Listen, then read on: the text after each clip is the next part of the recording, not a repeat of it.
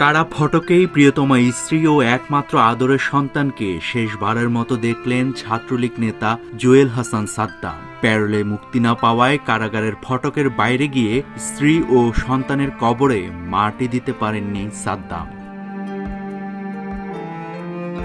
শনিবার সন্ধ্যায় যশোর কেন্দ্রীয় কারাগারের ফটকে দাঁড়িয়ে শেষবারের মতো স্ত্রী সুবর্ণা স্বর্ণালী ও 9 মাসের সন্তান নাজিমের নিথর দেহ দেখেন সাদ্দাম। স্ত্রীকে শেষবারের মতো স্পর্শ করে সন্তানের মরদেহ কোলে নিয়ে পাহাড় সম কষ্টে কান্নায় ভেঙে পড়েন সাদ্দাম। কি নিষ্ঠুর পার্থিব জীবন! কয়েক মুহূর্তে সেই দেখা শেষ হতেই আবার সাদ্দামকে ফিরিয়ে নেওয়া হয় কারাগারের ভেতরে।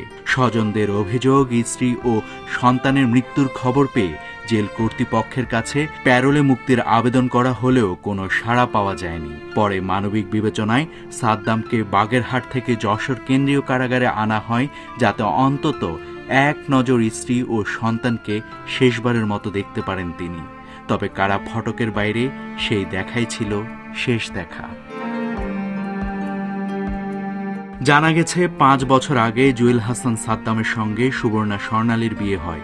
সাম্প্রতিক সময়ের রাজনৈতিক মামলায় স্বামীর গ্রেপ্তারের পর মানসিকভাবে ভেঙে পড়েছিলেন স্বর্ণালী। স্বামীকে মুক্ত করতে বিভিন্ন চেষ্টা চালিয়ে যাচ্ছিলেন তিনি। গত শুক্রবার বাগেরহাটে তাদের বসত বাড়ির ভেতর 9 মাসের সন্তান নাজিম ও স্বর্ণালীর মরদেহ উদ্ধার করা হয়। শনিবার সদর হাসপাতালে ময়না তদন্ত সম্পন্ন করা হয়। এ ঘটনায় নিহত স্বর্ণালীর বাবা বাদী হয়ে বাগেরহাট সদর মডেল থানায় অজ্ঞাত ব্যক্তিদের আসামি করে হত্যা মামলা দায়ের করেছেন। পুলিশ জানিয়েছে, তদন্ত শেষ হলে এই ঘটনার বিস্তারিত জানা যাবে। নাভিদ হাসান, সোনালী নিউজ।